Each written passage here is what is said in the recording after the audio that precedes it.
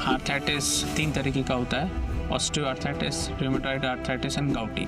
सबसे कॉमन है ऑस्टियोआर्थराइटिस। ये कॉमनली देखा गया है घुटने में, हिप कॉमन है, उसके बाद में हाथों में भी हो सकता है, शोल्डर में भी हो सकता है और कई बार स्पाइन में भी देखा गया है। आर्थराइटिस को कंट्रोल में रखा जा सकता है। अपने वजन को नियंत्रित रखना, अपने खान पान को बैलेंस डाइट, 1 पोर्शन प्रोटीन का, कार्बोहाइड्रेट और फैट्स।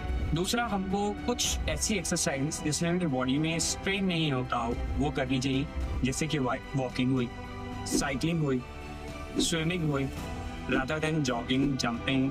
नॉर्मली अपन बात करें कि अपना जॉइंट अगर स्वलन है तो अपन को कोल्ड थेरेपी करनी चाहिए। अगर अपना जॉइंट स्वलन नहीं है तो अपन को हीट थेरेपी के माध्यम से, जैसे कि फिजियोथेरेपी, IFT, अल्ट्रासोनिक थेरेपी के माध्यम से ठीक कर सकते हैं।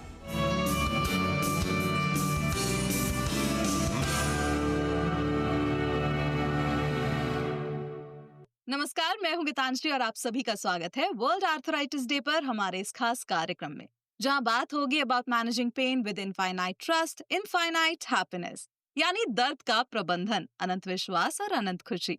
तो आज हमारे साथ देश के कुछ सबसे प्रतिष्ठित ऑर्थोपेडिक विशेषज्ञ मौजूद हैं, जो जॉइंट हेल्थ, आर्थराइटिस और ऑर्थोपेडिक्स में हुई नवीनतम प्रगति पर चर्चा करेंगे।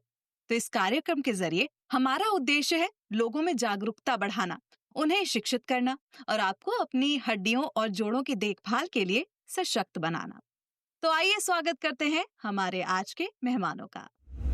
तो आज हमारे साथ मौजूद हैं doctor Vinod Kumar Nagar, orthopaedic surgeon, Ram Snehi hospital and research centre, Bhilwara.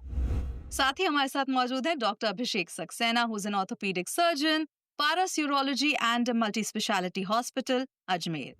साथ ही हमारे साथ मौजूद है doctor Ravindra Lamoria, who is a joint replacement and arthroscopy surgeon, professor, SMS medical college, Jaipur. इनके अलावा डॉक्टर राजीव गुप्ता हमारे साथ मौजूद हैं, who is a consultant orthopaedic, director, robotic joint replacement and shoulder surgeon, Suvira hospital, Jaipur. आप सभी डॉक्टर्स का बहुत बहुत स्वागत है। डॉक्टर साहब, मैं आपसे जानना चाहती हूँ कि सबसे पहले तो हमारा यही समझना बहुत जरूरी है कि आर्थराइटिस है क्या, इसके कौन कौन से प्रकार हैं और ये रोजमर्रा की जिंदगी को कैसे प्रभावित करता है, इस बारे में हमें बताएं। आर्थराइटिस 3 तरीके का होता है, ऑस्टियोआर्थराइटिस, रूमेटॉइड आर्थराइटिस एंड गाउटी। सबसे कॉमन है ऑस्टियोआर्थराइटिस। ये डिजेनरेटिव है, एज रिलेटेड है, इसे हम वियर टियर आर्थराइटिस भी कहते हैं। इसमें पेशेंट्स को सबसे ज़्यादा दिक्कत होती है इनिशियली स्टेज पर सीढ़ियाँ चढ़ने उतरने में। कई बार लंबे समय के बाद उठने पर ऐसा लगता है कुछ कैचिंग सेंसेशन है, तो यह है शुरुआती लक्षण है ऑस्टियोआर्थराइटिस के। धीरे धीरे जब प्रॉब्लम बढ़ती है तो स्टिफनेस आने लग जाती है, सुबह सुबह उठने पर ऐसा लगता है कि घुटना जाम है, और जब प्रॉब्लम बढ़ती है तो उसमें आवाज़ आने लग जाती है, क्रेपिटस आने लग जाते हैं और डिफॉर्मिटी होने लग जाती है। तो ये तो सामान्य लक्षण है ऑस्टियोआर्थराइटिस के। ये कॉमनली देखा गया है घुटने में, नी जॉइंट में, क्योंकि ये वेट बियरिंग जॉइंट होता है। हिप कॉमन है, उसके बाद में हाथों में भी हो सकता है, शोल्डर में भी हो सकता है और कई बार स्पाइन में भी देखा गया है। ये प्रॉब्लम कॉमनली देखी गई है एज ग्रुप 40 से 50 साल की एज में। चोट के कारण से ये जल्दी आ सकती है। Genetic factor, family factors, obesity, females, osteoporosis, ये मेन कारण हैं जिनके कारण से ये जल्दी देखने में आता है। अब हम बात करते हैं रूमेटॉइड आर्थराइटिस की। ये ऑटो इम्यून टाइप है। इसमें क्या होता है, बॉडी का इम्यून सिस्टम ही अपने जॉइंट और सिनोवियम के अगेंस्ट काम करने लग जाता है। उसके कारण से साइनोवियम में, कार्टिलेज में डैमेज होने लग जाता है। उससे पेशेंट्स के जॉइंट में स्वेलिंग और इन्फ्लामेशन होने लग जाता है। ये कॉमनली एज ग्रुप 30 और किसी भी एज में हो सकता है, पर कॉमनली 30 से 40 साल के आसपास से स्टार्ट होने लग जाता है। इसमें लोकल सिम्टम्स के अलावा सिस्टमिक सिम्टम्स भी होते हैं। इसमें पेशेंट्स को जॉइंट्स में सूजन ज़्यादा होती है, पेन होता है, और ये जो प्रॉब्लम है वो पेशेंट के साथ में स्टिफनेस लेके ज़्यादा आती है। अगर हम ऑस्टियोआर्थराइटिस से बात करें तो रूमेटॉइड आर्थराइटिस में पहला प्रॉब्लम ये होता है स्टिफनेस, अकड़न होना, और वो करीब 30, 35, 40 मिनट तक रहती है। इसमें जो मोस्ट कॉमनली अफेक्टेड जॉइंट्स है वो पेरिफेरल है, मतलब हाथों के सिमेट्रिकल होते हैं। उसके बाद में एल्बो, एंकल और नी भी अफेक्टेड हो सकता है। पर रूमेटॉइड आर्थराइटिस में सबसे पहले जो सिम्टम्स आते हैं वो आते हैं शॉर्ट जॉइंट्स में, हाथ के में सुबह सुबह उठने पे इनमें चलाने में दिक्कत होना। इसमें दूसरे सिम्टम्स भी आते हैं सिस्टमिक, जिसे हम बात करते हैं लॉस ऑफ एपेटाइट, वजन कम होना, फटीग, थकान सी महसूस होना। और जो इसके अंदर जेनेटिक्स बहुत इंपॉर्टेंट है, क्योंकि ऑटो इम्यून डिजीज है तो ये फैमिली में ट्रांसफ़र होता है। आपके हो सकता है कि फर्स्ट जनरेशन है, सेकंड जनरेशन दादा दादी को, मदर फादर को हो सकता है, इसलिए आप में भी देखा गया है। और अब हम बात करते हैं तीसरे आर्थराइटिस की, गाउटी। गाउटी आर्थराइटिस इन्फ्लामेटरी टाइप का है। ये प्रॉब्लम होती है जब यूरिक एसिड बॉडी में ज़्यादा हो जाता है, और जो क्रिस्टल होते हैं मोनोसोडियम यूरेट, वो जॉइंट में, सिनोवियम में, कार्टिलेज में डिपॉजिट होते हैं, तो पेशेंट को पेन होता है। सबसे पहला सिम्टम्स इसके अंदर ये कि अचानक आप सुबह उठे, ऐसा लगा कि जॉइंट जो है सूज गया है, रेड हो गया है, पेनफुल है, तो इट्स सडन ऑनसेट। और सबसे कॉमन है फर्स्ट मेटाटार्सल। वैसे तो ये किसी भी जॉइंट में हो सकता है, पर मोस्ट कॉमनली ये प्रेजेंट करता है फर्स्ट मेटाटार्सल में अचानक सूजन आना, पेन होना, रेडनेस होना। ये कॉमनली जो नॉन वेज लेते हैं, अल्कोहल लेते हैं, किडनी डिजीज़ है, सर्टेन मेडिसिन है, उनमें ज़्यादा देखने को मिलता है। तो जब यूरिक एसिड नॉर्मल लेवल से ज़्यादा हो जाता है तो ये इस तरीके से जॉइंट में पेनफुल होता है, और धीरे धीरे जब ये बार बार रिकर करता है तो धीरे धीरे जॉइंट में कार्टिलेज डैमेज होता है और आर्थराइटिस हो जाता है। तो डॉक्टर साहब, हमें ये बताइए कि शुरुआती स्तर पर आर्थराइटिस को रोकने के लिए मरीज क्या कदम उठा सकते हैं या कैसे उसका प्रबंधन कर सकते हैं? हाँ, अगर उसको टाइमली अपन इंटरवेन करें और उसको जागृत किया जा सके, अगर आम पॉपुलेशन को, आम जन को ये पता हो कि भाई अब एक आहट सुनाई दे, जैसे एक तरह से उसको आहट हो जाती है कि मुझे आर्थराइटिस होने वाला है, या फिर कुछ लक्षण उसको पहले से पता हो, तो वो टाइम से जागृत हो सकता है इसके बारे में, और उसको आगे बहुत स्पीड से बढ़ने से रोकने में, उसको बचाव के लिए काम में जो कुछ टिप्स है जो मैं दे रहा हूँ, वो उसको काम में ले सकता है। जैसे कि अपने वजन को नियंत्रित रखना, अपने खान पान को बैलेंस डाइट उसमें रखना, जिसमें एक पोर्शन प्रोटीन का, कार्बोहाइड्रेट का रेगुलेटेड मात्रा, और फैट्स, ये तीनों जो मेजर पोषक तत्व होते हैं उनकी एक बैलेंस डाइट। और उसके अलावा बहुत सारे जो और पोषक तत्व जैसे फ्रूट्स और ग्रीन वेजिटेबल्स में पाए जाते हैं, उनको भी टाइम टू टाइम लें और अपनी डाइट में शामिल करें, और जंक फूड से बचना होगा। और वजन को नियंत्रित रखते हुए आर्थराइटिस को कंट्रोल में रखा जा सकता है, या होने के बाद भी उसके जो साइड इफेक्ट या जो दिनचर्या पे जो इफेक्ट डालने वाली चीज़ें हैं उनको कम से कम किया जा सकता है। मतलब control life with arthritis also possible. Doctor साहब, अगर हम बात करें ऑस्टियोआर्थराइटिस की, तो ये सबसे आम समस्या है। ये इतनी ज्यादा क्यों होती है और लोग अपने जोड़ों को कैसे बचा सकते हैं, ये हमें बताएं। जैसे कि आपने पूछा कि हम ऑस्टियोआर्थराइटिस को बीट कैसे कर सकते हैं, क्या हम क्या प्रिवेंशन कर सकते हैं। देखिए, हमारे हाथ में एज को कम करना तो नहीं है, लेकिन हमको अगर एज को मात देनी है तो हम एक अच्छी हेल्दी लाइफस्टाइल बनाएं, जिसके अंदर कि हम अपना वेट रिडक्शन रखें, एक बैलेंस डाइट यूज करें। उस डाइट के अंदर हमारे पास में ऑयल की मात्रा कम होनी चाहिए, रिफाइंड ऑयल स्पेशली, फैट्स उसमें कम हो, रफेज या फिर फाइबर्स थोड़े से ज़्यादा हो, प्रोटीन उसके अंदर अच्छी मात्रा में हो, और एक बैलेंस डाइट हो। दूसरा, हमको कुछ ऐसी एक्सरसाइज जिसमें हमारी बॉडी में स्ट्रेन नहीं होता हो वो करनी चाहिए, जैसे कि वॉकिंग हुई, साइकिलिंग हुई, स्विमिंग हुई। वॉकिंग में भी ब्रिस्क वॉकिंग ज़्यादा बेहतर है रादर देन जॉगिंग, जंपिंग। और अगर कोई मेरे से पूछे कि इन सारी एक्सरसाइज में से सबसे अच्छी एक्सरसाइज मेरे हिसाब से कौन सी रहेगी, तो उसको मैं कहूँगा साइकिलिंग। थोड़ा सा लाइफ स्टाइल में मॉडिफिकेशन करें, जैसे कि हम इंडियन टॉयलेट की जगह वेस्टर्न टॉयलेट यूज करें। जब भी हमको स्टेज की जरूरत हो तो उसकी जगह हम एस्केलेटर्स या फिर लिफ्ट यूज करें। हमारे जो बैठने की कुर्सी है उसकी हम हाइट थोड़ी सी अच्छी रखें, और एक अच्छा पोस्चर मेंटेन करें। इससे हमारे जोड़ों के ऊपर कम से कम प्रभाव पड़ेगा। अगर हम मान करके चलते हैं कि 1 किलो हमने वजन कम किया है, तो हम ये मान सकते हैं कि ऑलमोस्ट हमको 2 से 3 किलो वजन हमारे जॉइंट्स के ऊपर कम लगता है, क्योंकि ये जो ग्राउंड एक्शन फोर्स है उससे जब हम रिलेट करते हैं, तो it helps in reducing almost 3 times the body weight all the joints communicatively. Doctor साहब, मैं आपसे ये जानना चाहती हूँ कि व्यायाम का जोड़ों और हड्डियों की सेहत बनाए रखने में क्या महत्व है? आज हम बात करते हैं पेशेंट एजुकेशन के बारे में कि आर्थराइटिस को दवा के बाद किस चीज से ठीक किया जा सकता है। तो वो है फिजियोथेरेपी, जिसके अंदर आता है रिहेबिलिटेशन। रिहेबिलिटेशन एक ऐसा वर्ड है जिसके द्वारा हम अपने घुटने को या जिस भी जॉइंट में आर्थराइटिस है उसको एक हद तक ठीक किया जा सकता है कि उसमें हो सकता है कि अपने को सर्जरी की जरूरत ना पड़े। तो अगर नॉर्मली अपन बात करें कि अपना जॉइंट अगर स्वलन है तो अपन को कोल्ड थेरेपी करनी चाहिए। अगर अपना जॉइंट स्वलन नहीं है तो अपन को हीट थेरेपी के माध्यम से, जैसे कि फिजियोथेरेपी, आईएफटी, अल्ट्रासोनिक थेरेपी के माध्यम से ठीक कर सकते हैं। उसके बाद आती है अपनी मांसपेशियां। मांसपेशियों को जितनी अच्छी कसरत करते हैं ज्वाइंट उतना ही हेल्दी होता जाता है। मांसपेशियों में जैसे घुटने में क्वाड्रिसेप्स मसल होती है, उसकी स्ट्रेंथनिंग, या हिप की मसल से उनकी स्ट्रेंथनिंग, ये अगर करते हैं तो ज्वाइंट अपना नॉर्मल हो सकता है। और अगर ज्वाइंट खराब भी है तब भी उसका पेन कम हो सकता है। इसके बाद बात करते हैं कि ज्वाइंट की मोबिलिटी अगर कम है तो भी पेन बढ़ सकता है। उसको अपन को स्मूदन करने के लिए ज्वाइंट की मोबिलिटी बढ़ाने की एक्सरसाइजेस करनी चाहिए। डॉक्टर साहब, हमें बताइए कि ऑर्थोपेडिक ट्रीटमेंट और सर्जरी में हाल ही में कौन-कौन सी नई प्रगतियां हुई हैं? आजकल हम सब न्यूज़पेपर में, प्रिंट मीडिया, सोशल मीडिया पे देख रहे हैं कि एआई, रोबोटिक्स हर फील्ड में अपना इम्पोर्टेंट रोल अदा कर रहे हैं। इसी तरीके से मेडिकल साइंस और सर्जरी, ऑर्थोपेडिक ब्रांच भी इससे बहुत बेनिफिट उठा रही है।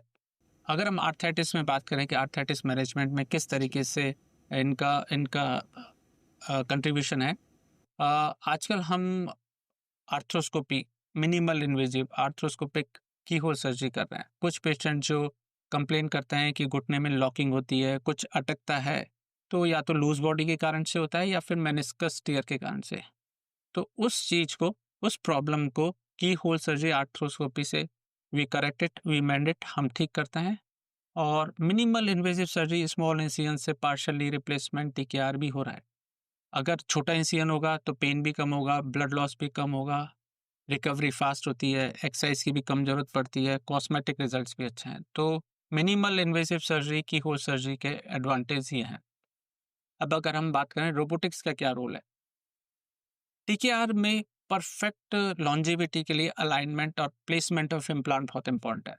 रोबोटिक आर्म से, रोबोटिक टेक्नोलॉजी से वो आप है ना पर्सनलाइज कर देते हो। पेशेंट का जो नी है, जॉइंट, उसका 3D CT स्कैन करा के क्या पोजीशन पर रहेगा, क्या अलाइनमेंट रहेगा, कितने डिग्री वेल्गस रहेगा, न्यूट्रल अलाइनमेंट है, तो वो सब कुछ डिसाइड होता है। इस तरीके की पर्सनलाइज सर्जरी से हम पेशेंट को, एक तो रिकवरी फास्ट होगी, दूसरा इम्प्लांट की लॉन्जेविटी बढ़ जाती है। जब उसका अलाइनमेंट अच्छा है तो फिजियोथेरेपी की कम जरूरत पड़ती है। तो रोबोटिक टेक्नोलॉजी से ये इम्पॉर्टेंट फ़ायदे हैं जो कि पेशेंट के नी सर्जरी को और बेहतर बनाता है और अच्छा एक्सपीरियंस देता है। अब तक हम देखते थे कुछ पेशेंट्स, जो सेलेक्टेड ग्रुप पेशेंट्स, वो डिससेटिस्फाइड रहते थे।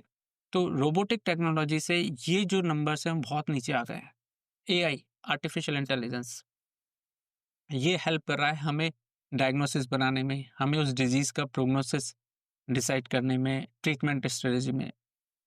एआई जो आर्टिफिशियल इंटेलिजेंस है वो डेटा कलेक्ट करके हमें ये हेल्प कर रहा है कि इस पेशेंट को सिम्टम्स स्टार्ट होने से पहले ये प्रोबेबिलिटी कि आर्थराइटिस कब चालू हो जाएगा, और ये भी हेल्प कर रहा है कि इस प्रॉब्लम का हम कंजर्वेटिव ट्रीटमेंट से कितना बेनिफिट होने वाला है और इस पेशेंट को सर्जरी की जरूरत पड़ेगी।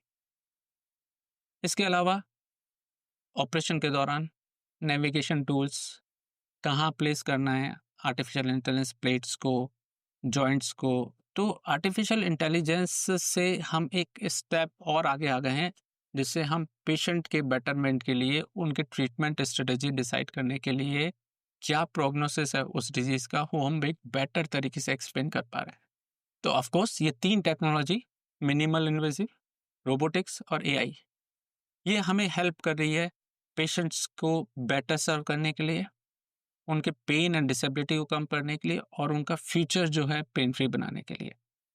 तो लास्ट में कहूँगा, motion is life and life is motion, और ये सब कुछ पॉसिबल हो रहा है इस न्यू टेक्नोलॉजी से, इस एडवांसमेंट इन टेक्निक से, जो कि हमें सर्जिकल रिफाइनमेंट दे रही है। डॉक्टर साहब, मैं आपसे जानना चाहती हूँ कि जिन मरीजों को पहले से आर्थराइटिस है, उनके लिए कौन से व्यायाम सुरक्षित हैं? ज्वाइंट प्रोटेक्शन के लिए अपन क्या कर सकते हैं कि अवॉइड स्क्वेटिंग, स्क्वेटिंग कम करें, स्टेयर्स कम चढ़ें, या फिर अपन शॉक एब्जॉर्बर शूज लें जिसके द्वारा अपन नॉर्मल वॉकिंग भी कर सकते हैं और ज्वाइंट भी अपना कम लोड बियर करेगा। साथ में ऐसा है कि अपन साइकिलिंग के माध्यम से बहुत अच्छी एक्सरसाइजेस भी कर सकते हैं, तो ज्वाइंट की मोबिलिटी भी बढ़ेगी और मसल भी स्ट्रेंथन की जा सकती है। लास्ट पॉइंट है कि अपने को बैलेंस एक्सरसाइज करनी चाहिए जिससे कि अपन को ज्वाइंट की मोबिलिटी बनी रहे और दोनों ज्वाइंट पे लोड बराबर आए। इसके माध्यम से अपन ज्वाइंट को मूवमेंट बढ़ा सकते हैं, ज्वाइंट की हेल्थ बढ़ा सकते हैं। पर अगर अपन ज्वाइंट को केवल टैबलेट्स के माध्यम से ठीक करना चाहेंगे तो वो अच्छा नहीं रहेगा, तो फिजियोथेरेपी अपना एक इम्पोर्टेंट पॉइंट है। डॉक्टर साहब, मैं आपसे जानना चाहूंगी रिकवरी के बारे में। सर्जरी या इलाज के बाद रिकवरी के लिए क्या उपाय जरूरी हैं? पोस्ट ऑफ फिजियोथेरेपी, कोई भी जो ज्वाइंट्स की सर्जरी होती है उसके बाद सबसे इम्पोर्टेंट चीज होती है फिजियोथेरेपी। ज्वाइंट की सर्जरी के बाद लिगामेंट की सर्जरी जैसे कि या रिप्लेसमेंट सर्जरी, इन सर्जरीज के बाद फिजियोथेरेपी नहीं होने पर ज्वाइंट के अंदर स्टिफनेस बढ़ जाती है, स्वेलिंग बढ़ जाती है। इन सब चीजों को कवर करने के लिए फिजियोथेरेपी बहुत इंपॉर्टेंट है। कई मरीज जो सिटीज में रहते हैं वो फिजियोथेरेपी करा लेते हैं, पर जो मरीज गांव में रहते हैं वो फिजियोथेरेपी नहीं करा पाते क्योंकि स्टे की वो सबसे बड़ी समस्या रहती है। ऐसे मरीजों के लिए इस प्लेटफॉर्म के माध्यम से हम गाइड करना चाहते हैं कि कुछ समय के लिए अपन फिजियोथेरेपिस्ट के कांटेक्ट में रहें, चाहे 1 दिन 2 दिन, या बीच बीच में हम उनको 10 से 15 दिन के अंतराल में अपने डॉक्टर से कंसल्ट करके दिखाते रहें। ज्यादातर माध्यम एजुकेशन के हैं तो हम थोड़ा आपको एजुकेशन दे सकते हैं, जैसे कि अगर आपकी कोई सर्जरी हुई है तो स्वेलिंग आती है तो आप उसमें कोल्ड थेरेपी करें, ना कि हीट थेरेपी, सबसे इम्पोर्टेंट। दूसरी चीज ये है कि अगर मान लीजिए किसी को स्वेलिंग रहती है तो क्रैप बैंडेज के माध्यम से वो स्वेलिंग कम की जा सकती है। और तीसरी चीज है कि किसी को पैर में ज्यादा सूजन आती है तो पाँव को ऊंचा करके वो अपना सो सकते हैं, उससे भी स्वेलिंग रिड्यूस होगी। उस समय मोबिलिटी कम करें तो स्वेलिंग कम हो जाएगी। एक बार पेन कम होता है तो उसके बाद अपनी मोबिलिटी बढ़ाने की कोशिश करें, जैसा आपके ऑर्थोपेडिशियन ने बताया है कि भाई ज्वाइंट का मूवमेंट कितना करना है। ज्यादा करने में भी कई बार सूजन आ जाती है अर्ली, तो उतना ही करें जितना अपने को बताया गया है। अपना गेट कैसे सुधारना है तो वो गेट ट्रेनिंग भी अपन को साथ के साथ करनी। फिजियोथेरेपी के माध्यम से अपन जो ज्वाइंट की मोबिलिटी, जो अपना ऑपरेशन हुआ है उसको सक्सेसफुल करने के लिए बहुत जरूरी है, ताकि जो अपन नॉर्मल पहले कर पा रहे थे एक्टिविटी वैसी की वैसी एक्टिविटी कर पाए। ये बहुत जरूरी है क्योंकि ऑपरेशन तो जरूरी है ही, पर साथ के साथ में ये बहुत जरूरी है, अगर एक्टिविटी बढ़ेगी तभी जाकर अपना ऑपरेशन सक्सेसफुल रहेगा। डॉक्टर साहब, हमने देखा है कि जागरूकता की कमी एक बड़ी चुनौती है, तो हमें बताइए कि मरीजों को समय पर इलाज लेने के लिए कैसे जागरूक किया जा सकता है? पेशेंट अवेयरनेस या जनरल पब्लिक अवेयरनेस के लिए ये बहुत अच्छा प्रयास है आपका कि आपने जागरूकता बढ़ाने के लिए प्रोग्राम रखा है। इसके संदर्भ में मैं बताना चाहूँगा कि कोई भी दर्द हो, चाहे वो 5-7 दिन या छोटे पीरियड के बाद में भी अगर रहता है तो उसको इग्नोर नहीं करना है। तुरंत अपने डॉक्टर से कंसल्टेशन लेनी है और उसको डायग्नोस करना है कि कहीं आर्थराइटिस में तो परिवर्तित नहीं हो रहा, ये नॉर्मल पेन नहीं है।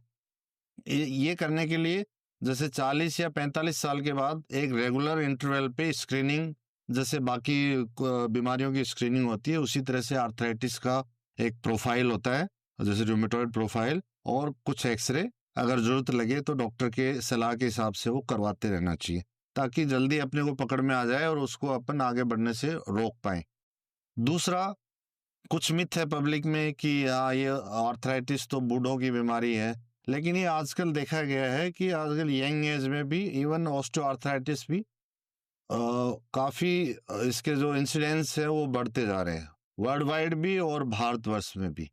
तो इसलिए जब भी ये दर्द थोड़ा भी लंबे टाइम तक चलता है तो उसको अपने डॉक्टर से परामर्श करके आप उसको एक प्रॉपर तरीके से डायग्नोस करना जरूरी है कि किस तरह का आर्थराइटिस है और उसका बचाव अपन किस तरह से कर सकते हैं। कुछ लोग सोचते हैं कि मुझे आर्थराइटिस हो गया तो अब मुझे बस बैठे ही रहना है, कुछ अपना डेली रूटीन का काम है वो भी रोक देना है, कोई कसरत नहीं करनी। तो ये भी एक पब्लिक में बहुत बड़ा मिथ है कि आर्थराइटिस के बाद में भी एक्सरसाइज नहीं करनी है या बैठ जाना है। तो कुछ एक्सरसाइज हम एडवाइज करते हैं ताकि वो जॉइंट की मोबिलिटी को मेंटेन रखती हैं और मसल की स्ट्रेंथ को बनाए रखती हैं, जो कि जॉइंट को एक सपोर्ट सिस्टम होता है मसल्स का, वो प्रोवाइड करते हैं।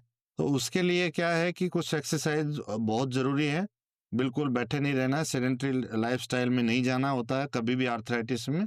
तो डॉक्टर के परामर्श अनुसार कसरत टाइम टू टाइम करते रहें, खान पान को अपने को कंट्रोल रखना है और वजन को नियंत्रित रखते हुए बहुत आसानी से इसके साथ में भी बहुत अच्छी लाइफ और एक्टिव लाइफ गुजारी जा सकती है। डॉक्टर साहब, जो मरीज हमें आज देख रहे हैं, उनके परिवार हमें देख रहे हैं, उनको आप क्या संदेश देना चाहेंगे? तो वर्ल्ड आर्थराइटिस डे पे मेरा संदेश है आप सभी को कि जॉइंट्स को स्वस्थ रखें, अच्छा खाना खाएं, नियमित एक्सरसाइज की दिनचर्या रखें और अच्छी डाइट के द्वारा जॉइंट्स हैप्पी रहेंगे तो आपकी हेल्थ भी हैप्पी रहेगी। सो स्लोगन टेक्स्ट है happy joint happy healthy life. तो इस पूरी जानकारी के लिए और हमारे इस कार्यक्रम का हिस्सा बनने के लिए आप सभी डॉक्टर्स का बहुत बहुत धन्यवाद।